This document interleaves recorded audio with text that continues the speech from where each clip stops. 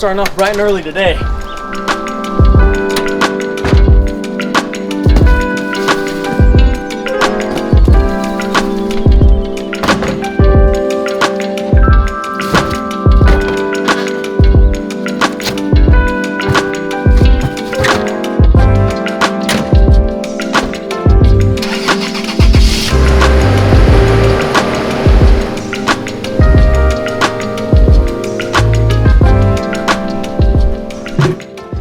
Wheels and tires are dropped off. We've got the new headlights and tail lights installed. If you guys haven't seen those videos yet, what are you waiting for? Go watch them. Now I know most people are only going to see the exterior of this car, but I still want to show the interior some love. We've got the amazing Bridge seats that are going to catch people's attention, so we may as well spruce up the interior, which is Driven Media's specialty. So it turns out the battery is dead. I had to push the car out here. Probably has something to do with me messing around with the lights for the past 2 days. Not a big deal, I've got it on the charger, so we'll get that taken care of. Before we install the Driven Media parts, we're gonna be installing this guy here. Inside this box is the Mod Garage carbon fiber steering wheel. Let's go ahead and open this thing up.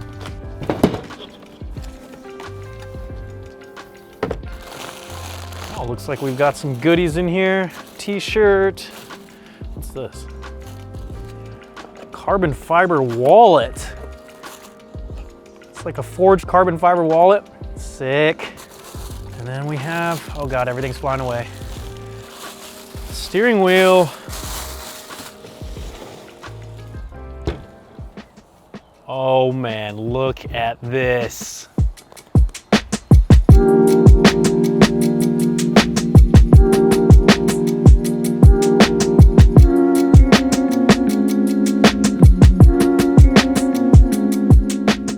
The Mod Garage actually has a ton of different options for you to choose from if you decide to get a steering wheel through them. You can get leather, Alcantara, carbon fiber, different colored stitching. You can retain the GR logo, get a 12 o'clock racing stripe if you'd like. I chose not to, just to keep it clean and simple. You can get different finishes for that carbon. I went with the matte finish because I love how matte carbon fiber looks. It's such a sleek and OEM plus look that's not too in your face. Plus it's gonna match the rest of the Driven Media carbon fiber we're gonna install on the car. Another great thing about OEM style steering wheels is that you retain full functionality. So you transfer over the buttons to maintain control of your radio and gauge cluster. And most importantly, you keep your stock airbag. I'm gonna be driving this car out on the street, so I'd like to have the airbag just in case I get into an accident so I don't get reconstructive surgery on my face from the steering wheel without my consent. To take the steering wheel off, we need to remove the airbag. Now, since we're messing with the airbag, I'd suggest disconnecting the battery. I still have mine connected just so I can turn my steering wheel without it locking so I can show you guys. But there's a cover on each side of the steering wheel. There's a small gap right here. We can stick a pry tool in to pry it out. And that's gonna reveal a metal spring retainer clip. I'm gonna turn the steering wheel to show you guys the other side.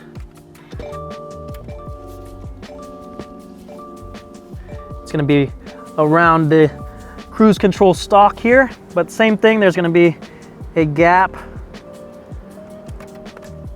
to stick the flathead or pry tool in, and then we can remove the cover.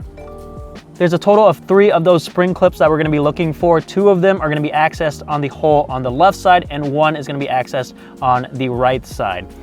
Now I tried to take some photos to get you guys a better shot of this because you can't really see it on video, but I'll show you guys once I have the steering wheel off. It's a little bit easier to see the assembly. But you basically want to pry the ends of those clips to release the airbag from the steering wheel. So you'll be able to see one just looking straight into the hole, and for the second one you're going to look upwards through the hole and you'll be able to see it. Except I can't see shit. All right, I've got 2 of them. Let's see if I can get the one on the right side. I can feel it with my finger. I don't have a good angle to get my head down here and actually look at it though. Oh, there we go. So now we have the airbag popped off and we just need to carefully disconnect this. This black wire here, you just press the tab and pull off. And then there's gonna be an orange and black connector with a yellow portion in the middle here, what you need to do is take a flathead screwdriver and pry that portion up before we can pull these out of the airbag. Once you have those pop free, we can pull these out, and hopefully this doesn't explode in my face. It shouldn't.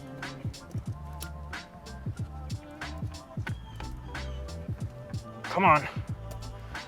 All right, there we go. Set this aside for later. Behind the steering wheel we just removed, we're gonna wanna unplug this white connector here. There we go. And then right in the middle, we need to loosen up that 17mm nut. I'm gonna use an impact to loosen up that nut. Now you don't wanna take this all the way off because chances are the steering wheel is stuck pretty solid on there, and you don't wanna just take the nut off and then pull the steering wheel off because you may hit yourself in the face with it. So just leave that nut on there slightly so it catches it once you break it free. Okay, my steering wheel wasn't very stuck on there. So now we can take the nut off. And here's where you wanna be very careful. The two yellow wires that connected to your airbag, you need to carefully guide these through the hole of the steering wheel without getting caught. If you just pull the steering wheel out, these wires are gonna get caught and you're gonna pull your clock spring out, and that is no fun to replace. It's expensive. So just be careful and hold these and guide these through the hole of the steering wheel to make sure that they do not get caught on anything when you pull the steering wheel out.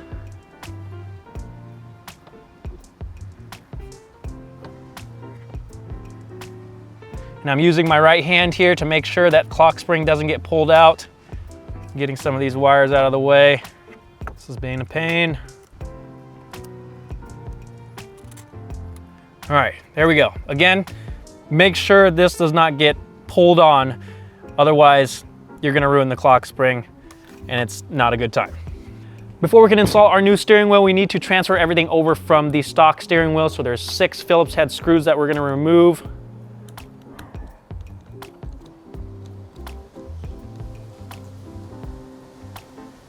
Now we should be able to pull the buttons out.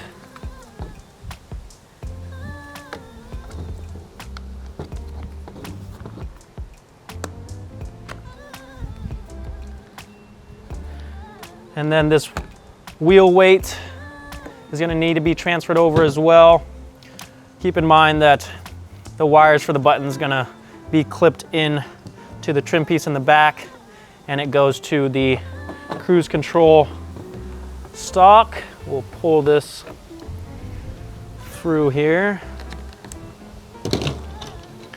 And we also need to pop the trim piece on the back off,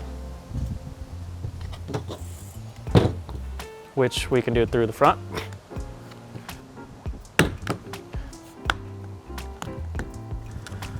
There we are. Now let me show you guys those metal spring retainers that I was talking about. So there's 3 of them right here, 2 on each side and 1 on the very bottom. Let me grab a flathead screwdriver here. All right, so what you're looking to do is push on the very end of that spring clip so that it opens up this round hole here, and that is gonna release the airbag. So the bottom one needs to go up and the sides need to be pressed in to release the steering wheel. Also, don't forget to transfer these over to the new steering wheel as well. Oh, actually, I lied. The new steering wheel actually comes with them. I've had to transfer them over in the past for other steering wheels, so I figured that's what I'd have to do here. But on this steering wheel, they're already installed. So now we can just transfer everything over. We'll slide the cruise control back through there. Then you should be able to just push the buttons into place. Make sure the pins on the back are lined up with the hole in the steering wheel. There we go. Perfect. Get the wires tucked behind those tabs on the weight, and then reinstall the rest of these screws, and we're ready to get this thing back on the car. Don't forget to clip the wire to the cruise control stalk back into the trim on the back piece as well. Perfect. Now we can get this installed. With everything transferred over to our new steering wheel, it is just the reverse process. Again, be very careful when guiding the 2 yellow wires back through the new steering wheel. And then I guess I should have mentioned this earlier, but you want to pay attention when you're pulling the old steering wheel off to where you have it aligned. You want to try and have it as straight as possible, just so you can line up the new wheel. There we go. Now we can put the nut back on. I'm going to tighten that down. Once the steering wheel is installed, got to make sure to reconnect this white connector. Before we reinstall the airbag, we're actually going to install the first of the driven media carbon fiber pieces, because this requires the airbag to be popped out because it sits on top of the steering wheel trim that sits slightly behind the airbag. So I'm going to take one of the primer wipes that comes with these pieces, and we're going to wipe this down to make sure everything sticks well.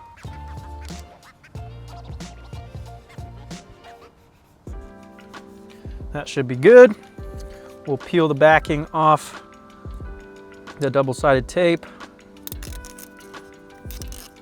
Now we just need to carefully place this on there, and then we can reinstall the airbag.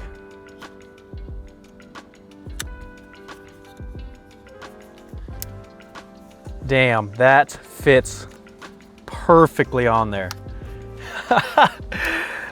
That looks so good with the matte steering wheel. Damn, that is so good. All right, let's get the airbag back on. Just reconnect the 2 connections. They're color coded, so you shouldn't be able to get them wrong. Press back down the yellow locks. Reinstall the black wire, and then we just press this back into place. And that's it. Just kidding. That's it. Oh yeah, I should probably put these covers back on too. Damn guys, this looks fantastic. The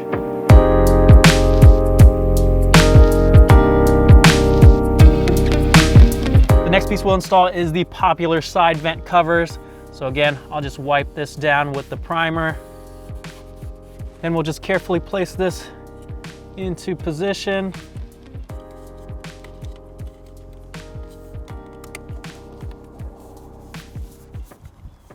And then you want to put some pressure on it for about 30 seconds just to make sure that the double-sided tape makes good contact and adhesion. And it's literally that easy, guys. We're going to do the same thing on the other side, and then we can move on to the next piece.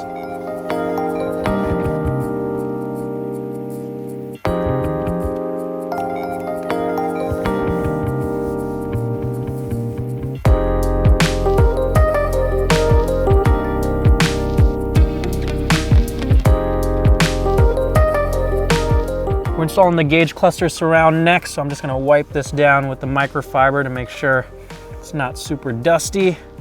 Then we can wipe down again with the primer. Make sure everything sticks well. Here goes nothing.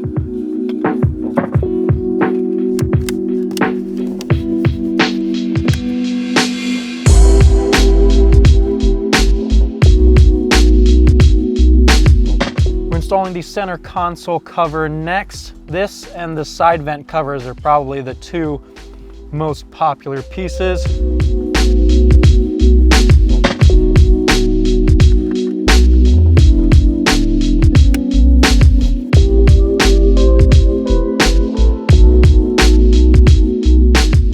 We've also got the shifter trim and the switch panel area.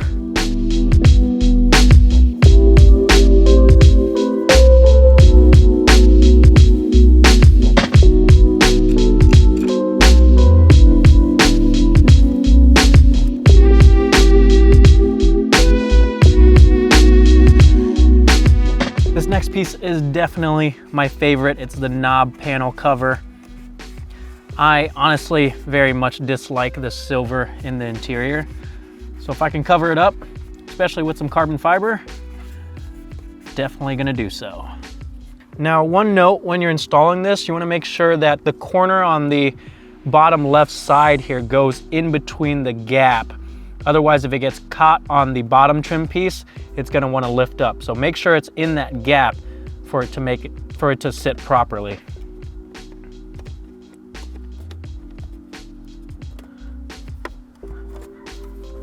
There we go.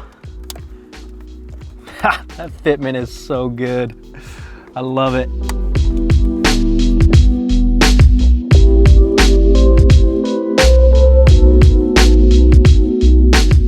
Right above the radio, sorry, I just flicked you guys off, but right above the radio, we have the center AC vent that will wipe down, and this will be the last piece we'll install. Now, I do have a radio bezel cover, but I don't have any in stock right now, so that might be something we'll install later on. Now we can place this on there. Now this does only go on one way, so you want to pay attention to the correct orientation. And you can kind of get a clue if you look at the angle of the vents here and the size of them. The bottom one is a little bit thicker. So that's one way you'll be able to tell that you have it lined up correctly. We've got everything installed inside the car, and I've got to say, I am absolutely loving the matte carbon accents. Like I said earlier, they're not too flashy. They're actually very much subtle but noticeable, especially obviously the steering wheel. It looks nuts. It feels great in your hands. It's much thicker than the stock steering wheel. You've got the flat bottom. Seeing everything installed now, it all comes together so nicely. I've been taking photos of each individual piece, so I haven't seen them together, but I'm loving it all. Hopefully you guys are as well. We still have tons to do before SEMA begins, but I'm calling it for today. I'm hoping you guys are enjoying the new content. If you are, make sure to hit that subscribe button, give this video a thumbs up. Thank you guys so much for watching, and I'll see you guys next time.